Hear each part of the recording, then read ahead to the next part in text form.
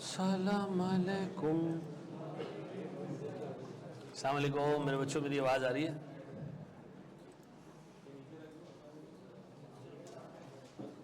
शरी सर, हम last class में मार्जिनल एब्जॉर्प्शन कॉस्टिंग देख रहे थे, याद आ रहा है कुछ कुछ थोड़ा बहुत ऐसी मेमोरी?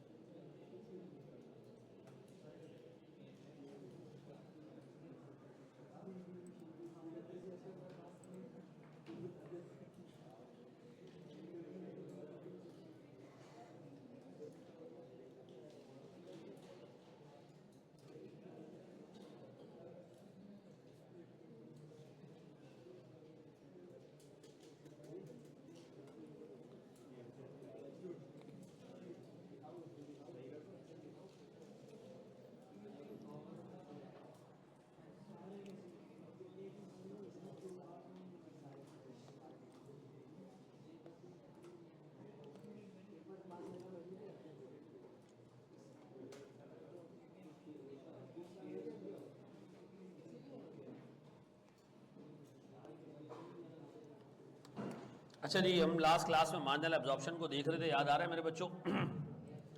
और हमने उसमें एक लंबा चौड़ा क्वेश्चन देख लिया था पास्ट पेपर्स का। क्या नाम था उसका? मज़ाहिर लिमिटेड, याद आ रहा है? अच्छा जी, बोर्ड पे देखना है, एक छोटी सी इलस्ट्रेशन मैं आपके सामने रखूंगा, फिर उस पर आज हमने 2 सवाल करने हैं और आज हम इंशाल्लाह ताला इस टॉपिक को ख़त्म कर देंगे। तो ख़त्म है ये टॉपिक आज। हाँ, अच्छा मेरे प्यारे बच्चों, बोर्ड में देखिएगा दोस्त, एक डाटा मैं आपके सामने रख रहा हूँ। डाटा ये है कि मेरे पास 2022 और 2023 के नंबर्स हैं।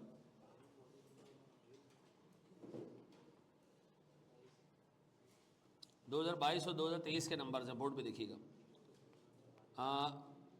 एक चीज़ होती है प्राइम कॉस्ट। प्राइम कॉस्ट का मतलब डायरेक्ट मटेरियल डायरेक्ट लेबर। 2022 में था ये 100 रुपये पर यूनिट और अब हो गया 120 रुपये per unit. Variable production overhead last time sir 25 रुपये था, इस दफ़ा हो गया 30 रुपये। ठीक है जी।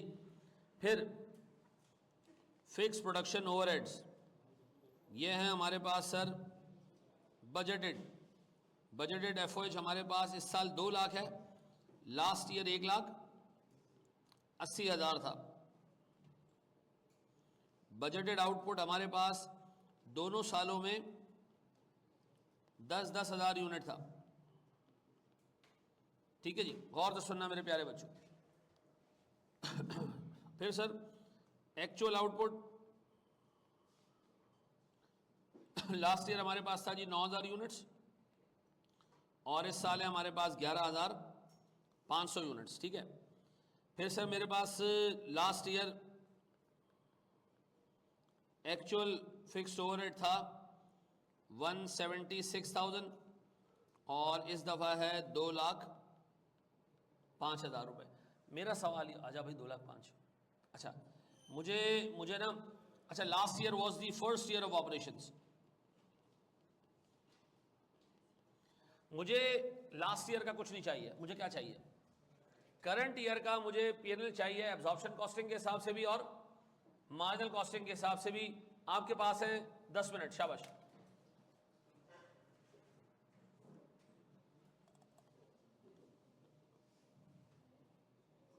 जी बेटा।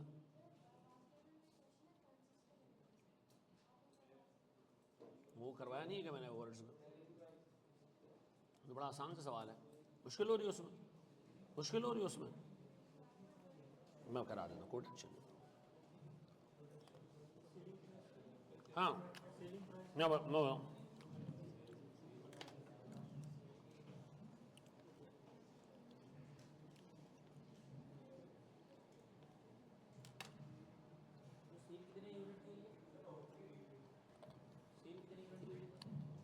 सवाल पूरा ही कर लो यार।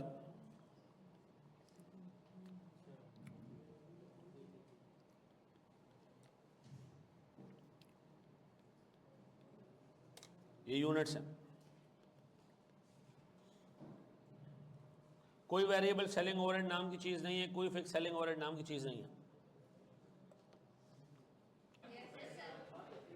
और पीएनएल में हमारे पास एब्जॉर्प्शन का प्रॉफिट क्या आ रहा है? 376।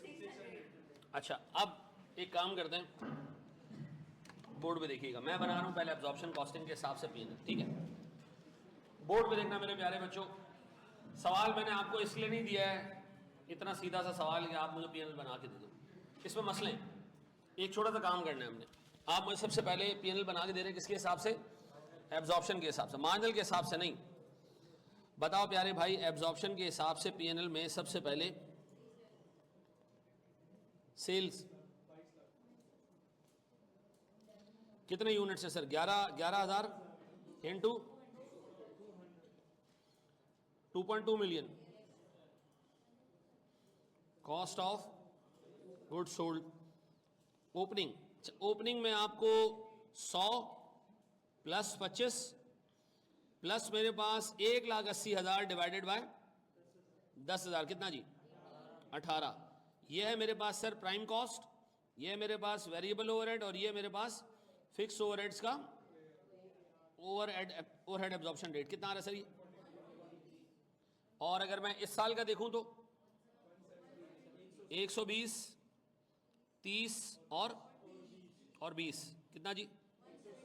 170। लास्ट ईयर 143 था, तो ओपनिंग स्टॉक हम ले लें कितने सर? हमारे पास लास्ट ईयर जो है वो 9,000 यूनिट बने और 8,200 बिके, तो 800 ओपनिंग स्टॉक मल्टीप्लाई बाय कितना?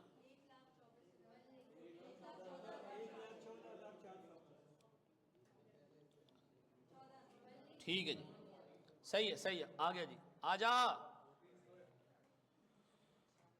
ये पहले आ जा बेटा, आजा बेटा, आजा। हैं?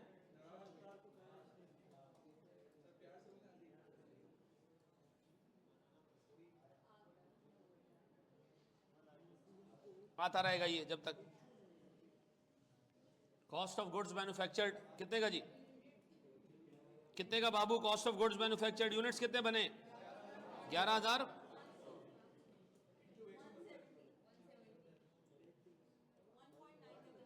1.000। बेटा बोर्ड पे देखना, मेरा ऑब्जेक्टिव ये पीएनएल बनवाना नहीं है। यहां देख लो जरा, क्लोजिंग स्टॉक क्या है जी? 1300 कैसे आया सर? मेरे पास ओपनिंग था 800, प्रोड्यूस हुए कितने? 11,500, और सेल्स हुए जी 11,000, तो मेरे पास 1,300 यूनिट्स बच गए क्लोजिंग में। डन जी मेरा बच्चा। ना ना, बजटेड होता तो बेटा एक्चुअल यूनिट्स कहाँ से आते चंदा? सेट है। अब बताओ जी, 1,300 यूनिट्स 170 कितना? 2,21,000। ऐसा ही है मेरे बच्चों। अब बताओ सर, मेरे पास कितने रुपए का कॉस्ट ऑफ गुड्स सोल्ड आया? 18 लाख। अच्छा, अब बताओ मेरा जीपी कितना? 351। अब इसमें एक चीज और एडजस्ट होनी है, ओवर अप्लाइड या अंडर अप्लाइड, ऐसा। अच्छा, अब चेक करते हैं जी, हमारे पास अप्लाइड जो एफओएच है वो 11,500 यूनिट पे अप्लाई हुआ होगा, किस रेट से? कितना? और हमारा एक्चुअल एफओएच, इसका मतलब है आपने कस्टमर से पैसा ज़्यादा चार्ज करने के चक्कर में गुड्स को ज़्यादा चार्ज कर दिया 25,000। ये क्या जी, ओवर अप्लाइड इनकम है या लॉस है? इनकम है सर, 25,000 रुपये।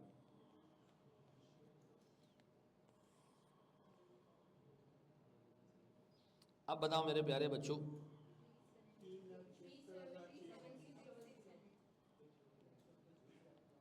कितना? यह है। आप सुनो सुनो सुनो सुनो, सारी चीज़ें छोड़ दो, सारी चीज़ें छोड़ दो, सारी चीज़ें छोड़ दो। एग्जामिनर ये चाह रहा है कि इसी पीएनएल को सामने रख के, ऊपर के डाटा को नहीं देखना है, इसी पीएनएल को सामने रख के आपने मार्जिनल का पीएनएल बनाना है। अब बताओ, मार्जिनल का पीएनएल अगर मैं इसी पीएनएल को देखते देखते बनाऊं तो मेरे प्यारे बच्चों मेरी सेल्स क्या चेंज होंगी? सेल्स कितनी रहेंगी? 2.2 मिलियन। बोर्ड पे देखना,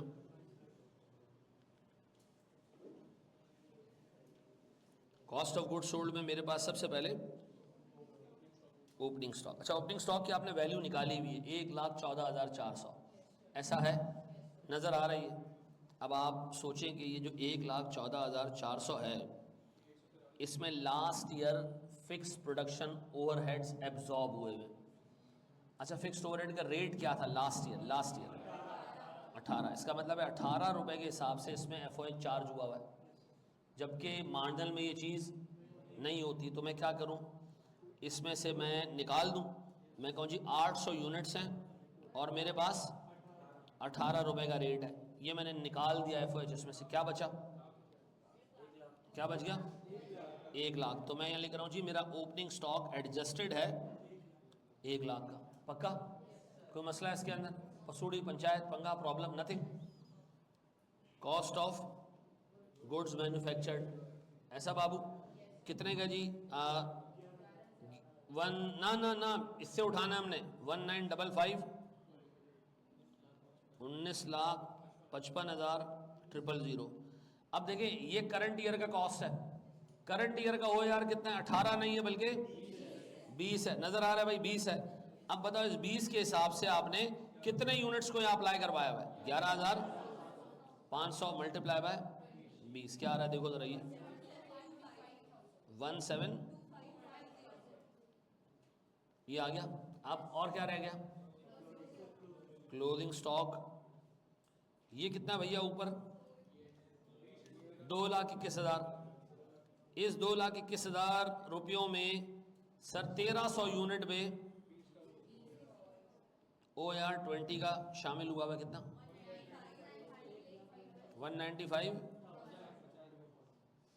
अब बताओ हमारा कॉस्ट ऑफ गुड्स मैन्युफैक्चर्ड कितना? Cost of goods sold 16 lakh, यही चाहिए। अब बताओ हमारा इससे आएगा ग्रॉस सीएम 5 लाख। अच्छा, अब बोर्ड पे देखना, अब तुम्हें क्या चाहिए? Actual fix overhead. ऊपर नहीं जाना है, ऊपर नहीं जाना है, इसी को देखना है, इसी को देखना है, इसी को देखना है। अब बताओ मेरे प्यारे बच्चों, आपने एफओएच अप्लाई किया है कितना जी? 11,500 मल्टीप्लाई बाय 20 कितना? कितना अप्लाई किया आपने? 2,30,000। हमें नहीं पता कि एक्चुअल एफओएच कितना है, हमें नहीं पता, नहीं बताया हुआ सवाल में इसने सर, क्योंकि हम तो सवाल पे जा ही नहीं रहे। लेकिन हमें ये पता है कि हमने ओवर द पीरियड जो ये साल गुजरा है इसमें 25,000 रुपये ओवर अप्लाई कर दिए। तो इसका मतलब है 30,000 रुपये में 25,000 का अमाउंट ऐसा है जो ज़्यादा अप्लाई हुआ है। तो इसका मतलब है एक्चुअल कितना रहा होगा? 2,05,000 ऐसा। अब बताओ अगर ये 2,05,000 में इसमें से माइनस कर दूं एफओएच एक्चुअल,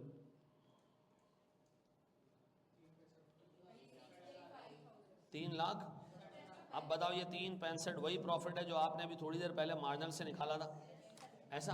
तो एग्जाम में आपको एब्जॉर्प्शन का पीएनएल देगा, आपने उसमें 4 जगह एडजस्टमेंट करनी है। पहली एडजस्टमेंट आपने कहाँ करनी है सर? आपने करनी है ओपनिंग स्टॉक के अंदर। कर दोगे? हटा दोगे इसके अंदर से OAR into number of units जो लास्ट ईयर आपने अप्लाई किए हैं। फिर सर इस साल कॉस्ट ऑफ गुड्स मैन्युफैक्चर्ड में से एडजस्टमेंट करोगे, फिर इस साल क्लोजिंग स्टॉक में से एडजस्टमेंट करोगे, और फिर आखिरी चीज ये एक्चुअल एफओएच मालूम करोगे। ऐसा है, कर लोगे? दो एक सवाल अब तो मैं ये कॉपी कर दें सर। हाँ, सवाल में रेट दिया हो, सवाल में रेट दिया हो ऑब्वियसली। शाबाश।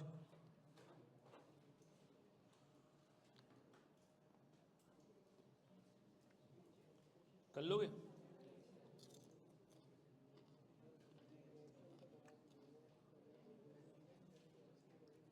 हाँ जी। मार्जिनल में ओवर अप्लाइड कहां आएगा? ये मूड खराब करने वाली बातें करा रहे हो यार। मार्जिनल में अप्लाइड होता ही नहीं है। मार्जिनल के अंदर एक्चुअल ओवरहेड चार्ज होता है, सीधा सीधा अप्लाई व अप्लाई नहीं होता।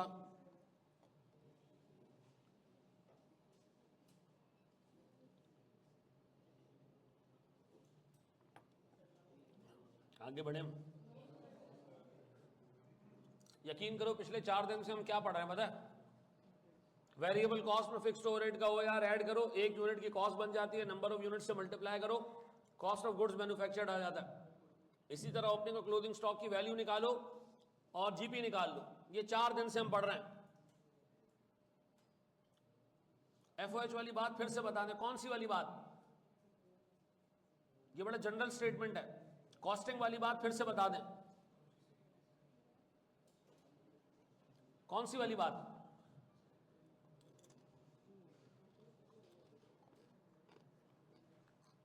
यार मुझे एक बात बताओ, ये अप्लाइड ओवरहेड्स हैं, ये कहां से आए? आपने during the period 11,500 units produce किए, 20 रुपए के हिसाब से आपने कस्टमर से रिकवर किया। आपका पीएनएल बता रहे आपने 25,000 ज्यादा रिकवर कर लिया। तो 2,30,000 में अगर 25 ज्यादा रिकवर हो गए तो इसका मतलब है जो रिकवर होना चाहिए था वो कितना था? ये हमारा एक्चुअल एफओएच होगा। भाई ये मैं कोई यूनिक बातें तो नहीं कर रहा ना है? बताओ, हम डे 1 पे फिक्स्ड ओवरहेड को बजट करते हैं, ये हम 647वीं दफा रिपीट कर रहे हैं सर, ताकि ये खोतों के भेजे में बैठ जाए। क्या बताया था मैंने? एफओएच बजट करते हैं पहले दिन, उसको डिवाइड करते हैं किससे? बजटेड यूनिट से। क्या आता है? एक ओआर आता है। आप वो लगातार जितने यूनिट्स प्रोड्यूस किए जाते हो उसको चार्ज करते हो ऐसा, और कस्टमर से रिकवर करते हो। इसको हम क्या कहते हैं? अप्लाइड। उसको एंड में कंपेयर करते हो किससे? एक्चुअल से। और क्या आता है? तो ये मैं अप्लाइड को एक्चुअल से ही तो कंपेयर कर रहा हूं, है या नहीं? ऐसा है?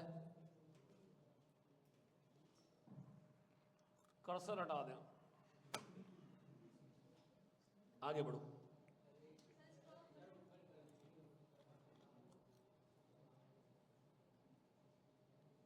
एब्जॉर्प्शन वाला पीएनएल क्यों दिखा दें? किया नहीं था क्या? यार मैं क्या तुम लोगों से बहुत ज्यादा एक्सपेक्टेशन तो नहीं लगा के बैठ गया हूं ना? हैं? शायद।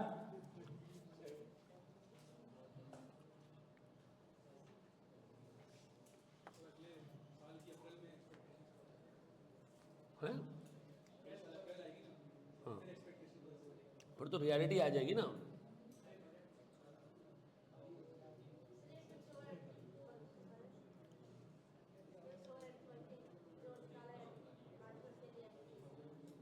ये कॉपी कर लिया सबने भाई?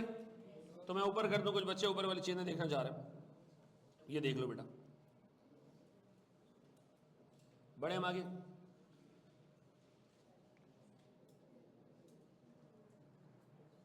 बढ़ जाए।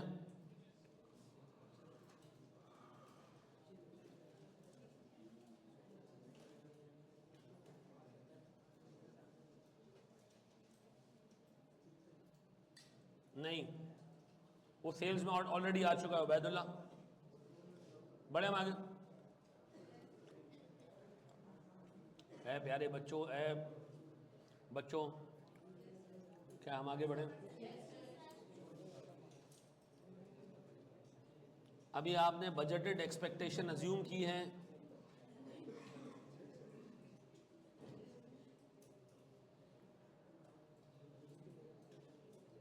बजटेड एक्सपेक्टेशंस क्या होती हैं?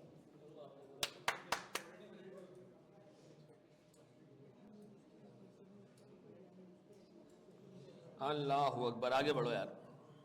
आगे बढ़ो मेरे प्यारे बच्चों, आपको मैं दे रहा हूं एक सवाल।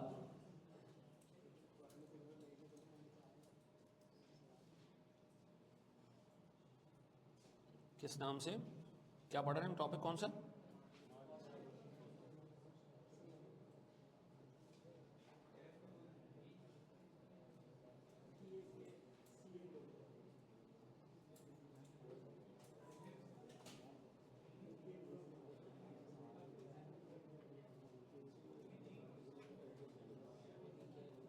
आईपैक।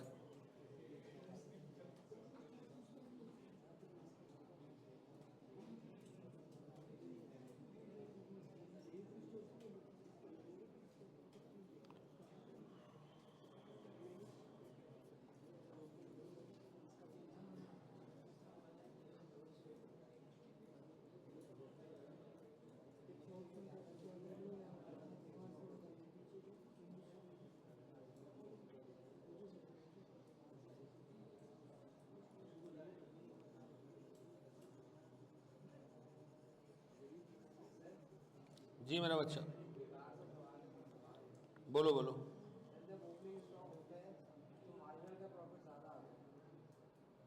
बिल्कुल सही बात है। इस सवाल में ओपनिंग से ज्यादा क्लोजिंग है।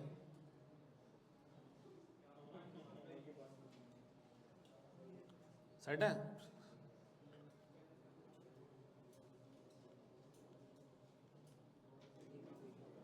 आओ मेरे बच्चों, आपको मैं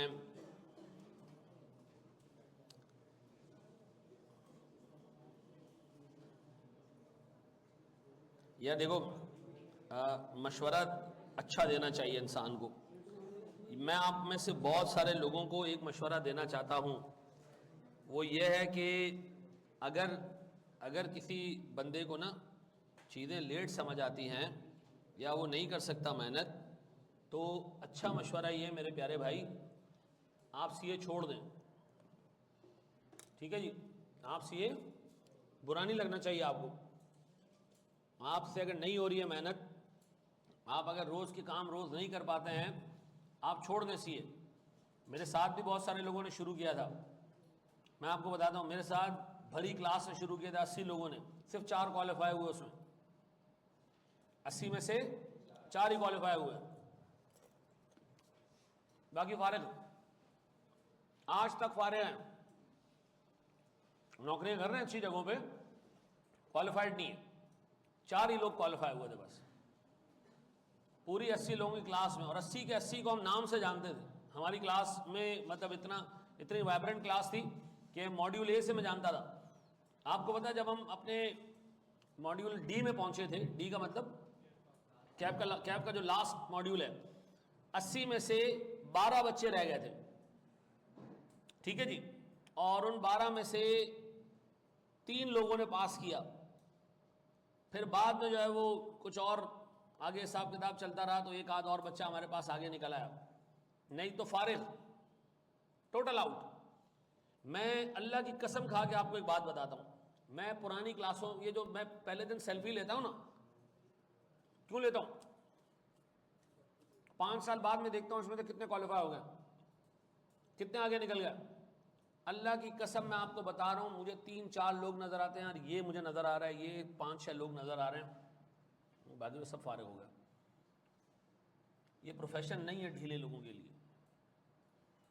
मैं आपको बाखुदा एक फैक्ट बता रहा हूं, आपको शायद लग रहा होगा मैं आपको डरा रहा हूं, एक फैक्ट बता रहा हूं मैं आपको, ढीले लोगों का नहीं है। एक बंदा कहता है मैं जो है ना, वो मुझे चीज़ें जल्दी समझ नहीं आती।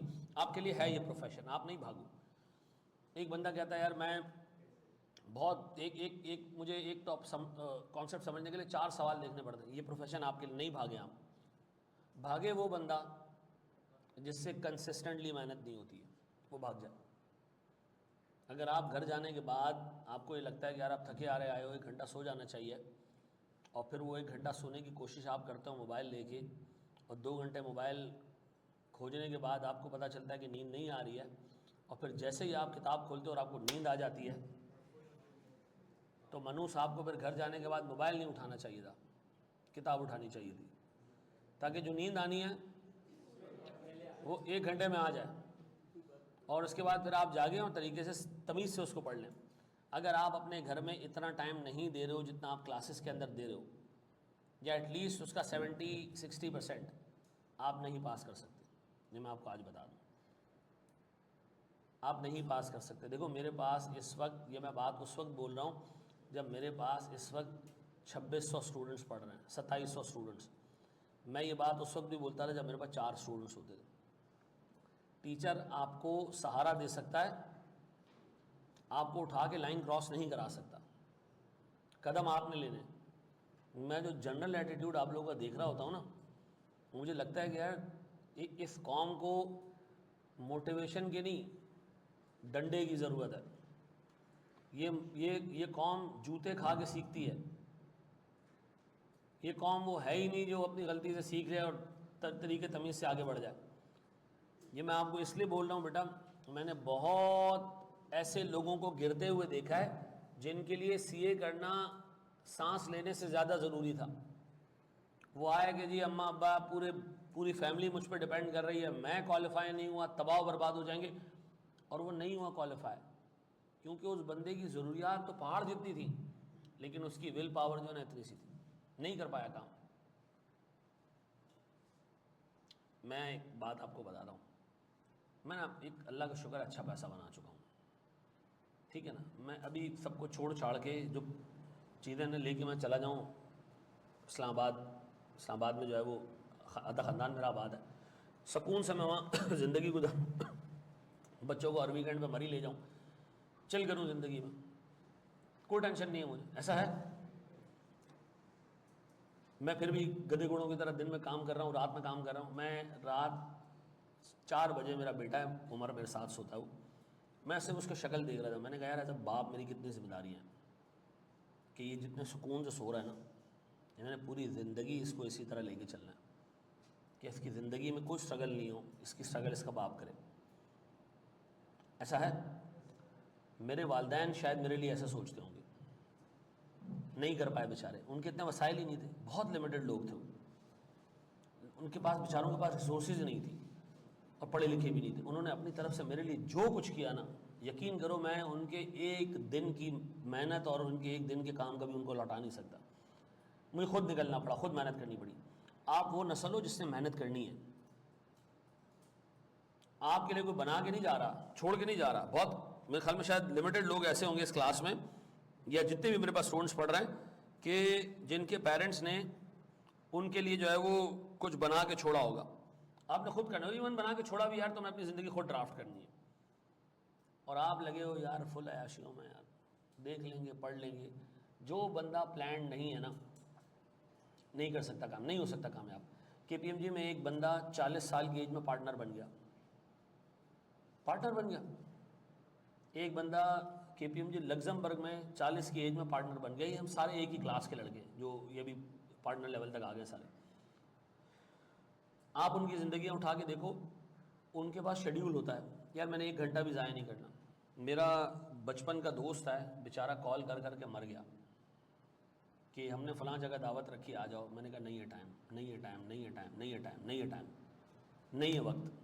मैं तुम लोगों से रिक्वेस्ट करूंगा यार, देखो अभी इस वक्त भी ना हमारे पास ठीक ठाक टाइम बचा हुआ है 3 पेपर पास करने के लिए। सीरियस हो जाओ। घर में ना जब यहाँ से जाओ ना, तो मैं शेड्यूल बताओ कि यार मैं जाऊँगा, मैं 1 घंटा भी ज़ाया नहीं करूँगा, मुझे इस वक्त से इस वक्त तक ये काम करना है। आसान टारगेट्स रखो, अचीवेबल टारगेट्स रखो। 3 दिन में मैं ब्रेक इवन निकाल दूंगा, नहीं हो सकता। नहीं रखो ऐसे अनरियलिस्टिक टारगेट्स, ठीक है जी। एक वक्त की मोटिवेशन आपको चला तो लेगी बहुत स्पीड से, मोटिवेशन नहीं चाहिए आपको, कंसिस्टेंसी चाहिए। आपसे मेरी इल्तिजा और रिक्वेस्ट है कि जो क्लास में पढ़ते हो घर जाके साथ साथ दोहरा लो, और पिछले 3 दिन का काम वैसे ही सरसरी घुमा लिया करो। हर 3-4 दिन बाद आप पीछे टॉपिक देखोगे, आपको चीज़ें याद रहेंगी, मसला नहीं हो। जितने क्विज आते जाएं उसमें अपने आप को टेस्ट करते जाओ। क्विज में आधे नंबर ले लो, फेल हो जाओ यार, 20% नंबर ले लो, आई डोंट केयर, लेकिन तो पता चलता रहेगा कि यार एग्जाम में सवाल किस तरह के आते हैं। मॉक 5 क्वेश्चन नंबर 3 में डिपार्टमेंट ए की ओवरहेड्स एलोकेट हो रहे हैं बेसिस ऑफ मशीन आवर्स, क्योंकि मशीन आवर्स ज़्यादा हैं लेबर आवर्स, लेकिन कॉस्ट डिटेल्स में मशीन आवर्स नहीं दिए हुए। क्या मतलब? सारे दिए हुए भाई, क्या हो गया? चलो खैर देख लेते हैं, कोई मसला नहीं है, हो सकता है कुछ ना कुछ मसला निकला हो। आओ जी, समझ आ जाती है बट पास पेपर्स बंद कर दें? नहीं समझ आ जाए पास पेपर्स। ये जो मैंने आपको अभी सवाल कराया, मज़ाहिर लिमिटेड और ये सारी चीज़ें, ये किसके थे? पास पेपर के थे। कौन सा लेवल है तुम्हारा? पीआरसी अभी पास करके आए हो, ऐसे ही है ना? मैं 21 पेपर्स में 22 पेपर्स मैंने पास किए हैं सीए के, ठीक है? 21 पेपर मेरे पास हो चुके थे, आखिरी रह गया था। उस वक्त भी मुझसे सवाल सॉल्व नहीं होते थे, उस वक्त भी सवाल सॉल्व नहीं होते थे। मैं जब क्वालिफाई कर रहा था, मैं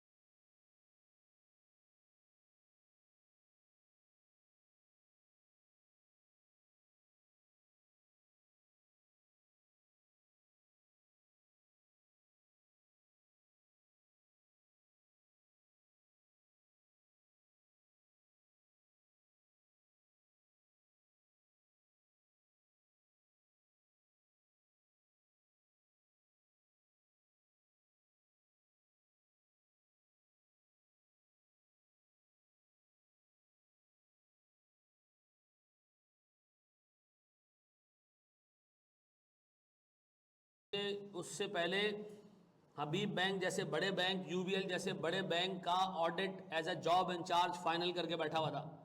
मतलब हबीब बैंक के और यूबीएल के हर एक ऑपरेशन में क्या होता है, क्या उन्होंने पैसा जनरेट किया, कितना उन्होंने खर्चा किया, ये मुझे पता था।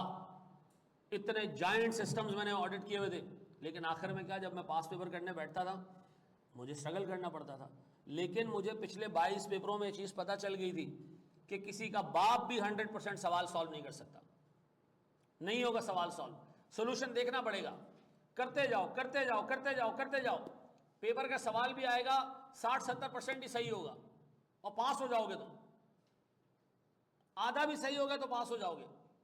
किसने आपको कहा है कि आप परफेक्शन के साथ जो है वो काम करो? ये ए लेवल्स नहीं है, ये इंटरमीडिएट नहीं है कि सवाल का शुरू से लेकर आखिर तक आपका जो है पास पेपर से मैच करेगा। नहीं होगा भाई, गलतियां करोगे आप, 10 चीजें आपको समझ नहीं आएंगी।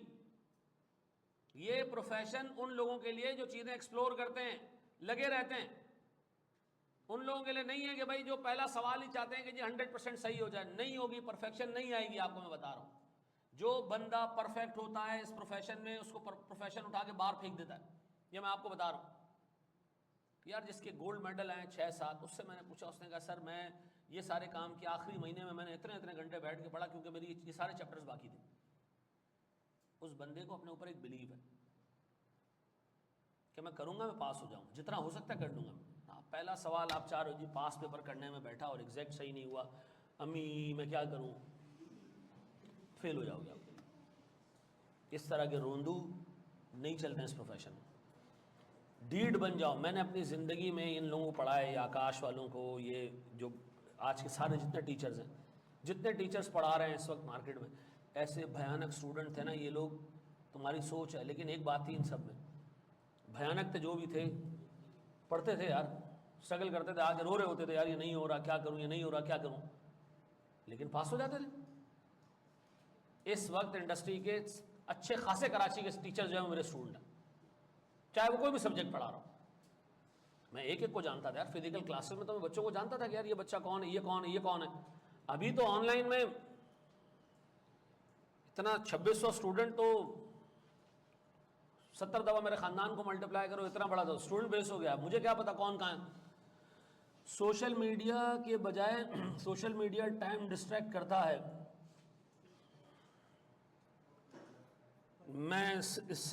मैं ये मानता हूँ। मेरी बेटियाँ देखो, वो फेसबुक या इंस्टाग्राम का ऐप यूज़ कर रही होती हैं, लेकिन उनको उनकी लिमिटेशंस पता है, हर लिहाज से लिमिटेशंस पता है, हर तरीके की लिमिटेशंस पता है, कितना टाइम इस चीज़ को देना है। मैं नहीं बोलता उनको कि आप ये पढ़ो या वो पढ़ो, प्रोग्राम्ड है वो। कल मेरी बेटी ने जो है वो परसों उसने अपना पेपर पास किया था 2 दिन पहले, कल उसने पूरी लिस्ट बना के दीवार पर लगा दी थी कि मैंने ये लेक्चर्स इस तरह पढ़ने। आप लोग लाइव आते हो क्लास में क्योंकि एक आपकी माशाल्लाह विल पावर इतनी बुरी है कि आप रिकॉर्डेड लेक्चर्स नहीं देख सकते। वहाँ आपको लगता है कि यार नहीं, मुझे एक डंडा हर टाइम पे मिलता रहा है तो वो लाइव क्लास में मिलेगा, वहाँ आके आप क्लास लें, ठीक है, फेयर एनफ। हर एक बंदे का एक रीडिंग मोड होता है, लर्निंग मोड होता है, आप इस पर पढ़ो। लेकिन घर जाने के बाद चीज़ें देखो तो सही यार। एग्ज़ाम के दिन पे लोगों के मैसेज आ रहे थे, सर मैं तबाह हो गया, मैंने अपनी जवानी बर्बाद कर दी हैं, मैं नहीं रो रहा हूँ मनुष्यों। कह रहा रोए नहीं। अभी एक हरामखोर ने फेसबुक पे एक पोस्ट डाली थी, 70 लेक्चर पेंडिंग इन कॉस्टिंग। मैंने अपने लेक्चर गिनती की, मैंने कहा 70 तो हुए नहीं है। ठीक है जी। अल्लाह के वास्ते साथ काम साथ साथ किया करो। ये आया होगा, तुमने देखा होगा, 60 लेक्चर ऑडिट का, ठीक है जी, बाकी हैं, 70 लेक्चर कॉस्टिंग के बाकी हैं और 62 FAR 1 के बाकी हैं। तो हैं क्या चीज़? नहीं, वो तो मैंने दूसरे को मशवरा किया, उसने कहा अगर अभी मैं काम शुरू करूं तो कर सकता हूं। मैंने कहा 2 और दिन देखते जाओ। पिछली अटेम्प्ट की क्लोजिंग भी ऐड कर दी उसने। अच्छा, यहां देख लें।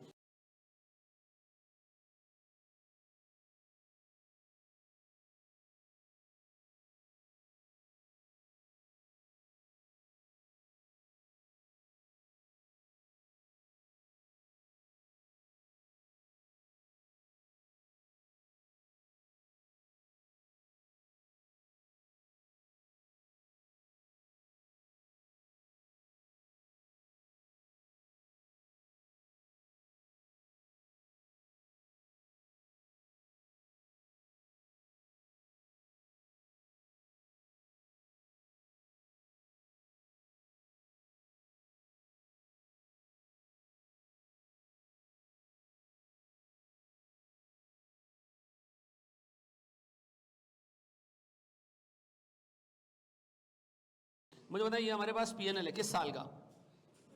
गुजरे हुए साल का या आने वाले साल का? कैसे पता चला? ईयर एंडेड लिखा हुआ है और अंडर अप्लाइड भी आया हुआ है। इट इंडिकेट्स के ये एक्चुअल PNL है। किसके हिसाब से बना हुआ है? सेल्स आ रही है, ओपनिंग स्टॉक। इस ओपनिंग स्टॉक में क्या शामिल है? वेरिएबल कॉस्ट भी शामिल है और फिक्स कॉस्ट भी शामिल है। OAR शामिल है इसके अंदर। कितना OAR शामिल है? ओपनिंग के यूनिट्स मल्टीप्लाई बाय OAR। ऐसा वेरिएबल शामिल होने में कोई मसला नहीं है। इसमें न्यू यूनिट्स मल्टीप्लाई बाय इसमें शामिल है और इसमें क्लोजिंग यूनिट्स मल्टीप्लाई बाय ये इनमें शामिल है। फिर उससे नीचे लिखा अंडर अप्लाइड। अंडर अप्लाइड का मतलब हमने एक्चुअल खर्चा हमारा ज्यादा है, अप्लाइड कम है, ऐसा। फिर वो कह रहा है जी लास्ट ईयर OAR का रेट था 2.5 रुपए, इस साल OAR का रेट है कितना? 3 रुपए। ओपनिंग यूनिट है 100, नए यूनिट प्रोड्यूस हुए 270 और क्लोजिंग कितने? 80। मुझे जरा इसी PNL को कन्वर्ट करके दो किसमें? मार्जिनल में। शाबाश, जल्दी।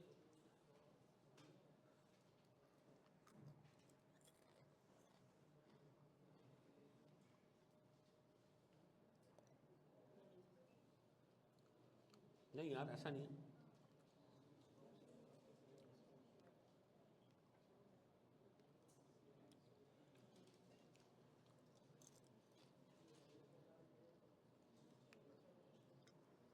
यूनिट्स दिए हुए ना मेरा बच्चा हसन, नीचे यूनिट्स दिए हुए ना।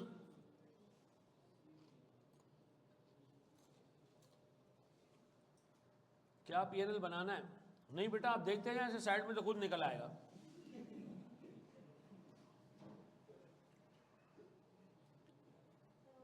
हो गया?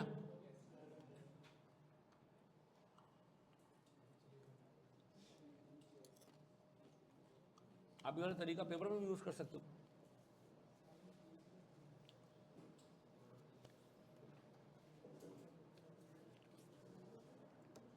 ब्रोस्ट, हाँ जी मैं कराऊं?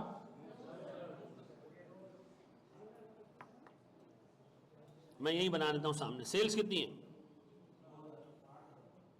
8,000। फिर cost of goods sold, opening stock कितना भैया? 2,000। 2,000 थोड़ी लेना है हमने, कितना लेना है? 2,000 में से हमने माइनस करना है कितना? 100 यूनिट हमारे पास ओपनिंग के हैं और 2.5 रुपए के हिसाब से इसमें OAR एब्जॉर्ब्ड है, तो 100 इंटू 2.5 कितना आ रहा है बाबू? ये कितना? 950। ओके, सही है बाबू। फिर cost of goods manufactured, units कितने, अमाउंट कितनी है? 6,000। और इस साल हमने कितने यूनिट्स प्रोड्यूस किए? 270।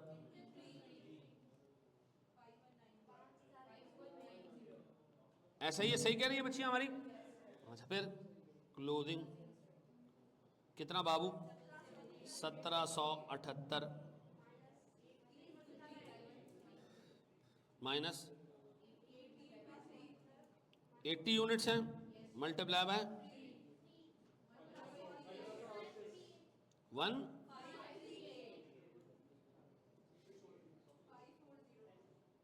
कितना?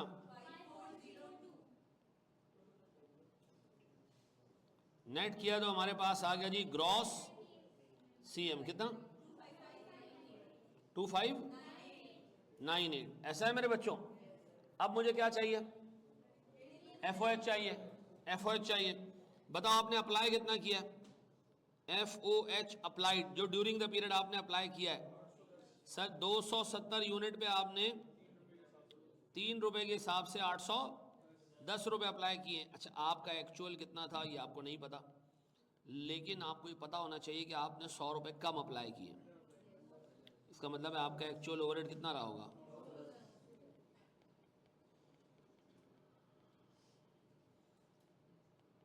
क्या आ गया जी मेरा प्रॉफिट मार्जिन के हिसाब से?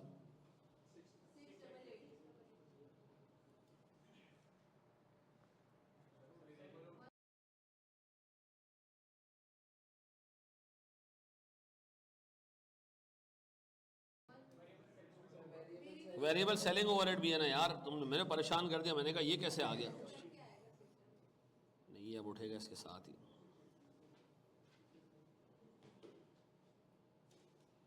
हाँ जी, इसको हम कैसे नीचे लेके जाएं?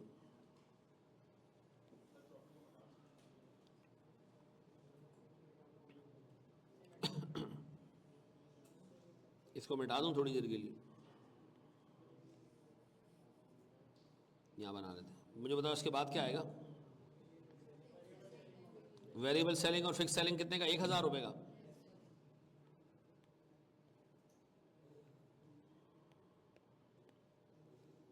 वेरिएबल सेलिंग ओवरहेड्स, ये हमने वैसे ऐसे करना चाहिए था इसको। वेरिएबल सेलिंग ओवरहेड माइनस करें कितने का?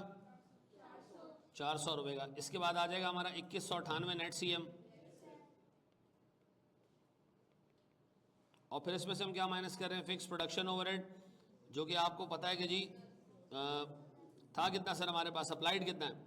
270 इंटू 3, और आपके पास 100 रुपये जो है वो अंडर अप्लाइड है, तो ये कितना हो गया? 910। और फिक्स्ड आपने कहा ये अप्लाई करवा दिया और ये अप्लाई नहीं हो सका, तो दोनों को मिला दे तो एक्चुअल बन जाएगा कितना? 600। बस क्या आ रहा है? अच्छा, अब एक काम करो जरा, मुझे बताओ मेरे पास अप्लाइड का प्रॉफिट कितना था? सॉरी, एब्जॉर्प्शन का प्रॉफिट 678। क्लोथिंग स्टॉक में डिफरेंस देखिए कितना है? क्लोथिंग स्टॉक में डिफरेंस कितना है? 1778 और 1538 कितना? तो क्लोथिंग का डिफरेंस यहां माइनस कर दूं, 240। ओपनिंग में डिफरेंस देखें सर, 2,000 और 1750।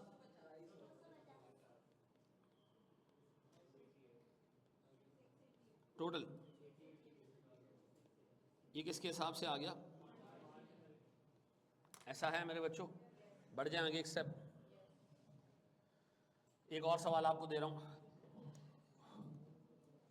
बढ़े आगे।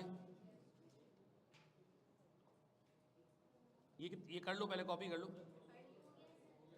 बाकी लोग भी देख लो। पक्का?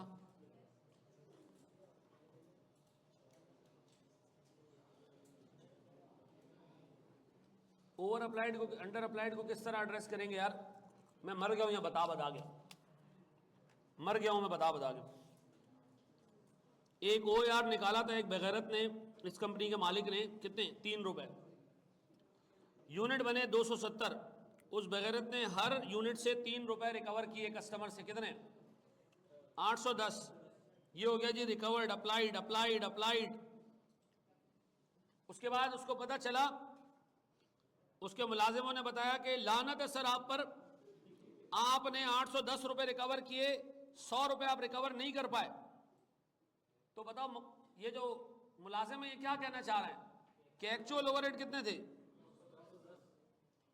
ऐसा है। अप्लाइड को हम कंपेयर करते हैं किससे? एक्चुअल से। और हमारे पास क्या आता है? Over under applied. यार ये 70वीं दफा कैलकुलेशन कर दी हमने।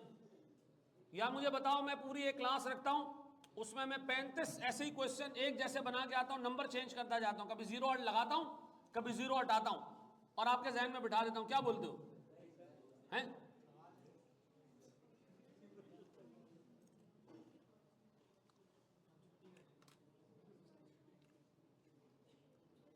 कॉपी कर लें, आगे बढ़े। अंडर अप्लाइड का मतलब क्या है? खर्चा ज्यादा हुआ है, रिकवर कम हुआ, अप्लाइड कम है। ऐसा जी। आगे बढ़े दोस्त, जज़ाकल्लाह भाई। चलो जी आगे आओ, आगे आओ मेरे बच्चों। मैं सोच रहा हूँ एक लेक्चर ना, उसको मैं यूट्यूब पे डाल के 5 मिनट का ओवर अंडर अप्लाइड के ऊपर वो ग्रुप के मुंह पे ना पिन कर देता हूँ। ठीक है, जब आप ग्रुप खोलो वो लेक्चर खोलो पहले। ऐसा है? शाबाश जी, उससे फायदा हो जाएगा। हाँ जी अहमद रजा, कहाँ थे तुम कल? वहाँ कहाँ थे? आंख नहीं खुली? 12 बजे के बाद क्लास होती है मनुष, किसने आंख बंद की थी तेरी?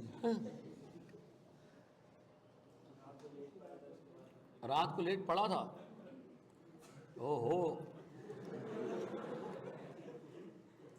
टॉपिक बताओ क्या पढ़ा था? क्या पढ़ा था टेक्स्ट में? चलो आओ बेटा जरा खेलते हैं। बताओ क्या पढ़ा था? टैक्स ईयर पढ़ा था। कितने टाइप के स्पेशल टैक्स ईयर्स होते हैं?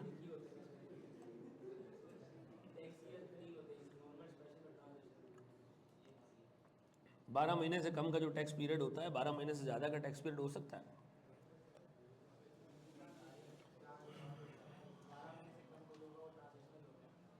बारह महीने ज़्यादा का टैक्स पीरियड नहीं हो सकता। कहाँ से पढ़ रहे हो भाई? हैं?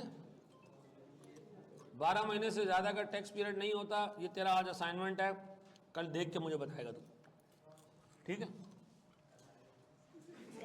हाँ? क्या करो? कल नहीं आएगा। हाँ जी, बड़े हम आगे दोस्त। यार अगर एक बंदा बिजनेस बंद करके भाग जाए पाकिस्तान से, या भाग रहा हो, तो उसका टैक्स ईयर क्या होगा? जैसे अभी आजकल में वो कह रहा है मैं निकल जाता हूँ पाकिस्तान से। अभी क्या चल रहा है? नवंबर जून जो है वो ईयर एंड था नॉर्मल। अब वो सोच रहा है मैं भाग जाता हूँ यहाँ से, और ये बात टैक्स कमिश्नर को पता चल गई है कि ये भागने वाला है। उसका टैक्स रिटर्न फाइल होगा। अबे तुम बेवकूफ बना रहे हो। ये तो तुमने रात में ये पढ़ा खाली हैं? अच्छा आगे आ जाओ, छोड़ दो, नहीं तंग करो बच्चे को। पढ़ा भाई, ये पढ़ा इसने रात। क्या हुआ? जिस डेट तक का वो है उस पे उसको टैक्स रिटर्न फाइल करना होगा। अगर बंदा मर जाए तो उस केस में भी एक जो है वो स्पेशल आपको उसका बिजनेस बंद हो जाएगा, तो उस टाइम पीरियड का आपको रिटर्न फाइल करना होगा। अच्छा जी, आज आपका असाइनमेंट है, मैं कल आपसे पूछूंगा ठीक है जी, आज रात दोबारा पढ़ दूं, ठीक है ना। आओ जरा दोस्त यहाँ देख लो, बोर्ड में देखना। ये कह रहे जी sigma limited is the manufacturer of product A, नजर आ रहा है। SL operates at a normal capacity of, इसका मतलब क्या होता है? ये ओआर निकालते हुए 90% आर्स लेता होगा या मशीन आर्स लेता होगा या यूनिट्स लेता होगा, जो इसकी फुल कैपेसिटी है उसका 90% लेता है। जैसे एआरटीटी ओआर निकालता है तो 250 लोगों की क्लास है, हमें पता है 150 से ज्यादा नहीं आते, तो हम क्या करेंगे, 150 से डिवाइड करेंगे या 250 से? 150 से। हम कहेंगे जी हम अपनी टोटल कैपेसिटी का 60% यूज करना है, ठीक है जी। तो हमारी नॉर्मल कैपेसिटी कितनी है? 60%। फिर जी वो कह रहे जनाब अवेलेबल मशीन आवर्स कितने हैं? इसका मतलब हम ओआर निकालते हुए 45,000 मशीन आवर्स से डिवाइड करते हैं। अच्छा प्रोडक्ट कितने हैं? एक ही है, एक ही है। तो बताओ मशीन आवर्स से निकालें या यूनिट से? एक ही बात है, आप मशीन आवर्स से निकाल लें, आप यूनिट से निकाल लें, बात एक ही है। एक से ज्यादा प्रोडक्ट होते तो फिर मसला होता। अब बताओ जी, ये कह रहे कंपनी एब्जॉर्प्शन कॉस्टिंग यूज करती है।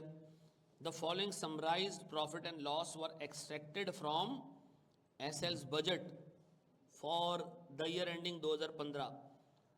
ये 2014 का एक्चुअल है और 15 का बजटेड है। किस मेथड से ये बना हुआ? ये एब्जॉर्प्शन के हिसाब से। मुझे बताओ ये जो एक्चुअल और बजट आ रहा है, इसमें एक्चुअल में एक चीज नजर आ रही है मुझे, वो क्या है जी? Under applied. बजट में नजर नहीं आ रहा, क्यों? बजट में तो हो ही नहीं सकता सर अंडर ओवर अप्लाइड, क्यों? इस वजह से कि सर बजट के अंदर ओवर अंडर अप्लाइड एक्चुअल के रिजल्ट्स की बेसिस पे आता है, एक्चुअल तो है ही नहीं हमारे पास। फिर नीचे आ रहा है सर 2015 के बजटेड पीएनएल का प्रॉफिट 6530 नजर आ रहा है यहाँ पे, ये रहा जी 6530। फिर अच्छा फिर रुक जाओ, नीचे आ रहा है एक यूनिट पे मशीन आवर्स लगते हैं 10, नजर आ रहा है। बजट 2015 वाले कॉलम को देखो, 10। फिर वो कह रहे हैं standard production overhead rate per unit, ये ओएआर है, पर यूनिट दिया हुआ है। लेकिन एक प्रॉब्लम है, वो प्रॉब्लम क्या है? ये कह रहा है जी standard production overheads, fixed overheads नहीं, प्रोडक्शन ओवरहेड्स। इसमें वेरिएबल भी शामिल है, फिक्स भी शामिल है। हमारे काम का नहीं है ओआर। हमें कौन सा ओआर चाहिए? क्या यहां लिखा है फिक्स प्रोडक्शन ओवरहेड्स? नहीं, यहां क्या लिखा है? Production overhead. इसमें तो वेरिएबल भी आते हैं, फिक्स भी आते हैं। और नीचे आओ, आपको एस्टिमेटेड फिक्स्ड प्रोडक्शन ओवरहेड दिए हुए, एस्टिमेटेड फिक्स प्रोडक्शन ओवरहेड्स दिए हुए, ये दिए हुए जी 4050 नजर आ रहे हैं। ये मेरे पास बजटेड एफओएच है, इसको किससे डिवाइड करूं कि ओआर आ जाए? किससे डिवाइड करूं? 45,000 तो मशीन आवर्स है ना, एक यूनिट पे कितने मशीन आवर्स लगते हैं? 10। तो बताओ 45,000 मशीन आवर्स में कितने यूनिट बन जाएंगे? 4500। तो आप इसको 4500 से डिवाइड करें तो आपको क्या मिल जाएगा? क्या मिल जाएगा? 4500 से डिवाइड करें तो क्या मिल जाएगा? ओ यार कितना? 900। ये क्या है? 900 क्या है? Fix production overhead per unit, fix production overhead पर। अच्छा ये भी तो एक ओआर है 2250। ये क्या है? इसमें वेरिएबल भी शामिल है। आपको कैसे पता चला? सर क्योंकि यहां लिखा है production overhead rate per unit. Fixed overhead होता तो हम इसी को उठा लेते, ये नहीं है, फिक्स्ड ओवरहेड निकल आया। अब बताएं जी बराबर में लास्ट ईयर वाला देखें आप, लास्ट ईयर में कितना है जी फिक्स प्रोडक्शन ओवरहेड? 36 लाख। इसको भी किससे डिवाइड करूं? लास्ट ईयर भी इतने यूनिट बजटेड होंगे, कितने? डिवाइडेड बाय 4500, क्या आ रहा है? 800। देखो इस सवाल में आपको उसने ये बताया है कि 50,000 मशीन आवर्स हमारे पास अवेलेबल हैं और एक यूनिट 10 घंटों में बन जाता है। तो हमारी फुल कैपेसिटी 5,000 यूनिट बनाने की है, लेकिन हम ओआर निकालते हैं 90% कैपेसिटी पे, यानी कि 4500 यूनिट्स पे। तो हमने सर 4500 यूनिट बजटेड यूनिट्स इस्तेमाल करने ओआर निकालने के लिए। लास्ट ईयर का ओआर 800 रुपए पर यूनिट है, इस साल का 900 रुपए पर यूनिट है। अब आपसे कहा जा रहा है कि इस पीएनएल को, किस पीएनएल को? एक्चुअल वाले को नहीं, किसको? बजट वाले को। आप मुझे कन्वर्ट करके दें किसमें? मार्जिनल में। मुझे बताओ कहां कहां पर चेंज आएगा? सेल्स चेंज होगी? नहीं सर। फिर ओपनिंग इन्वेंट्री 600 यूनिट्स की है, 600 यूनिट्स की है, इनटू 800 करोगे इतना बड़ा फिगर आ जाएगा। टोल नशइयों के लिए तलाई के ऊपर 3 जीरो लगे हुए, ऐसा है। आप ओपनिंग में से क्या निकालेंगे? फिक्स्ड ओवरहेड्स निकालेंगे। न्यू यूनिट्स में से क्या निकालेंगे? फिक्स्ड ओवरहेड्स निकालेंगे। क्लोजिंग स्टॉक में से क्या निकालेंगे? फिक्स्ड ओवरहेड्स निकालेंगे। मुझे ये करके दो, मैं किसी एक से बुलवा के यहाँ करवाऊंगा इसको, और मैं जूते मारूंगा उसको अगर नहीं हुआ उससे। ठीक, आ रहा हूँ। अच्छा जी,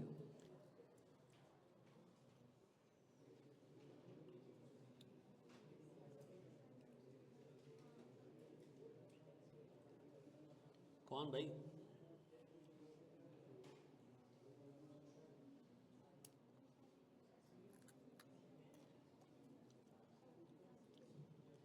तो तूने पीआरसी कहाँ से किया मुल्ला?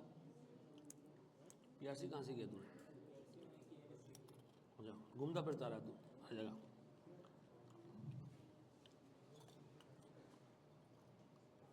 अच्छा,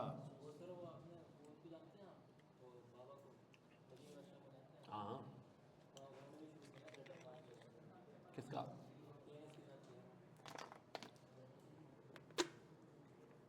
अच्छा इंसान है वो भी।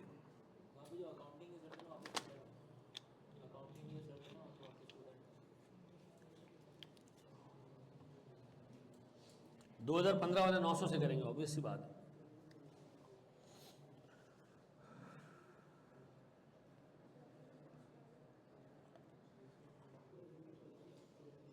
हाँ जी मेरे प्यारे बच्चों,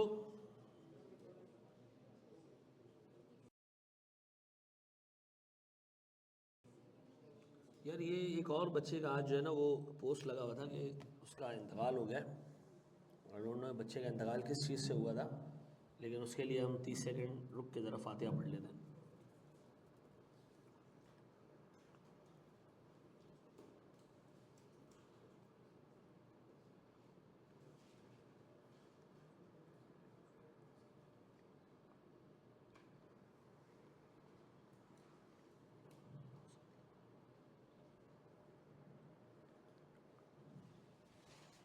हाँ जी, मैं कराऊँ उसको?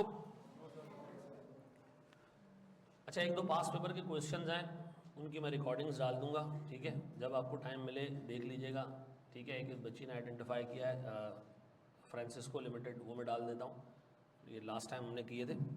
और एक क्वेश्चन है XY लिमिटेड करके कुछ। जनाब, आज हमारी कौन सी भी क्लास है? ना ना ना ना 45। जी मेरे बच्चों, 1800 नहीं 6560 है।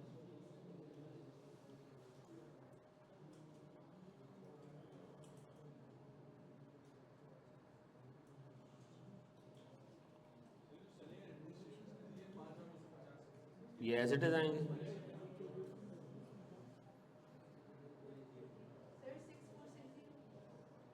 सर 6560 है। किसी एक आध जगह मिस्टेक की है तो देख लो।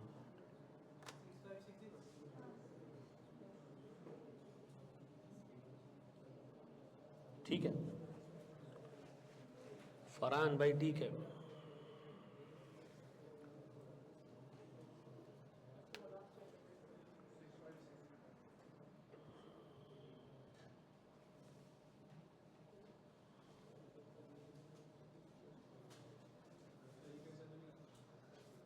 जी, रिकन्सिलेशन तो आराम से बना लोगे, बना लो। अच्छा आओ देखो जरा, इसको मैं करवा रहा हूँ, बोर्ड में देखना।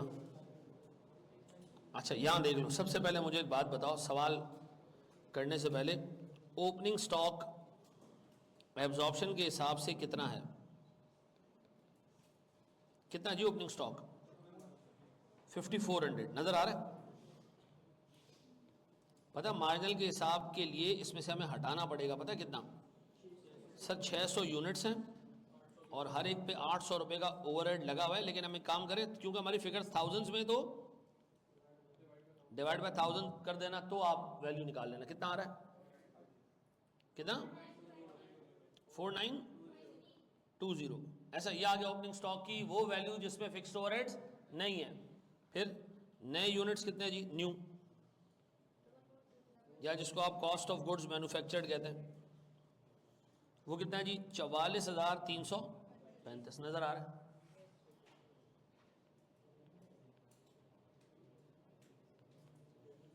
मैं माइनस कर रहा हूं इसमें से क्या चीज, सर मेरे पास यूनिट्स प्रोड्यूस हुए हैं कितने, 4500, यही प्लान कर रहे हैं हम कि इतने बनाएंगे हम, इनटू 900 डिवाइडेड बाय क्या आ रहा है, 40,275। वेरी गुड जी। फिर क्लोजिंग स्टॉक कितना बाबू,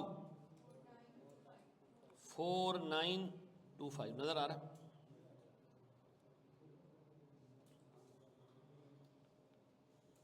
माइनस कितना जी, मेरे पास यूनिट्स कितने, क्लोजिंग में यूनिट्स कितने हैं 500, 500 multiply by 900 divided by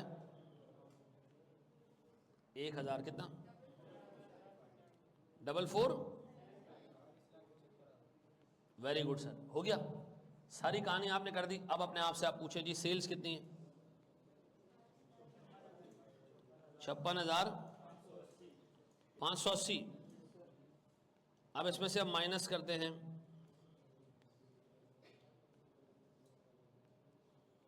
cost of good sold, इसमें सबसे पहले ओपनिंग स्टॉक अभी आपने साफ करके निकाला है सर, ये हड्डियां हटा के,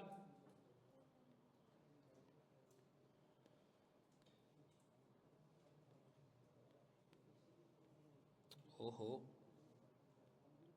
अब बताओ जी इसके बाद कॉस्ट ऑफ गुड्स मैन्युफैक्चर्ड अभी आपने निकाला है सर, साफ सुथरा किया है, 40,000। क्लोजिंग स्टॉक अभी आपने निकाला है बाबू कितना, क्या आ रहा है,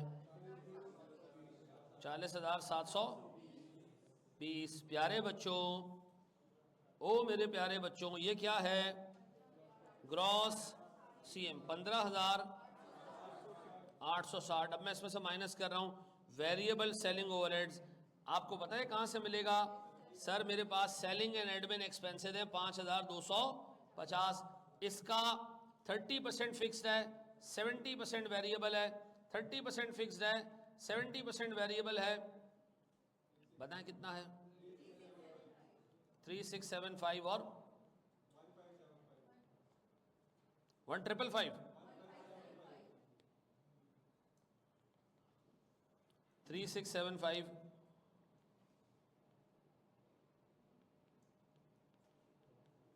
अच्छा जी, फिर मेरे पास नेट सीएम आ जाएगा, ये वैसे जरूरत नहीं थी, 12,185। अब बताओ फिक्स्ड प्रोडक्शन ओवरहेड्स, ये बताने वाले को 500 रुपए नाम जी, कहां से आया जी 4050 जी, यार एक मिनट रुक जाओ, ये इसके साथ मसला है या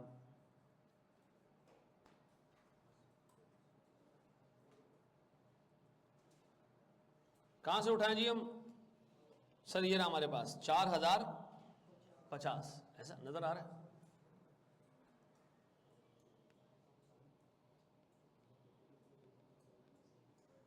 ऐसा। फिर बस है जी, और कुछ है सर, फिक्स्ड सेलिंग ओवरहेड कितना जी, क्या आ रहा है,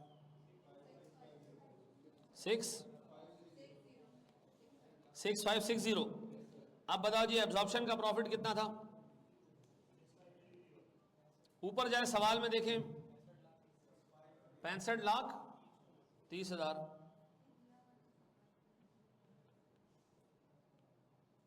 फिर क्लोजिंग स्टॉक का डिफरेंस, फिर ओपनिंग स्टॉक का डिफरेंस, फिर क्लोजिंग स्टॉक का कितना डिफरेंस है? देखो क्लोजिंग स्टॉक कितना था सर इसके हिसाब से 4925 और इधर कितना है 4475, तो कितना डिफरेंस 4925 और 450, 450 निकाल दें। और आप बताएं जी क्लोजिंग में ओपनिंग में कितना फर्क है? ओपनिंग है जी 5400, इधर 4920 सर 5400 माइनस 4920 क्या आता है? 84 कितना जी? ऐसा है मेरे बच्चों, ये अब नया आईपैड लगाना शुरू किया तो उसमें पता नहीं क्या मसला आ रहा है, चार्ज भी नहीं हो रहा है, ये वापस करना पड़ेगा। चलो जी, इस क्वेश्चन की रिक्वायरमेंट अलग तरीके से पूछी नहीं, वो उसमें स्टैंडर्ड कॉस्टिंग में पूछा है, वो मैंने नहीं आपसे अभी आपसे मैंने पूछा ही नहीं, मैंने जो काम करवाना था वो करवा दिया मैंने जी। बढ़े हम आगे सर, यहीं तक रखते हैं। अब अगली क्लास में हम, अच्छा सुनो सुनो, मैंने आपको कहा था मैं 3 टॉपिक्स आपको रिकॉर्डेड दूंगा जिनकी टोटल ड्यूरेशन 11 घंटों की होगी, ठीक है? मैं उसमें से एक टॉपिक डाल देता हूं जो 2.5 से 3 घंटे का है, जब आपके पास टाइम हो आप उसको देख लीजिएगा। अगले वीक में एक डाल दूंगा, उसके अगले वीक एक डाल दूंगा, तो टोटल 11 घंटे आपको मैं दूंगा रिकॉर्डेड, बाकी सारा कोर्स मैं आपको क्लास में करा दूंगा, ठीक है जी? हाँ, वो मॉक के अंदर मैं टेस्ट करूंगा आगे जाके, बता दो टॉपिक पर। नया टॉपिक मोस्ट प्रॉब्लम तो बैदुल्ला अगली क्लास में मुझे याद दिला देना, मैं डाल देता हूँ बेटा।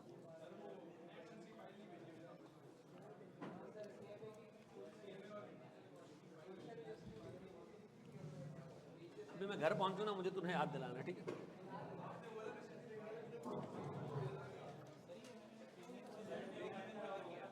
कर लेना ब्रेक इवन।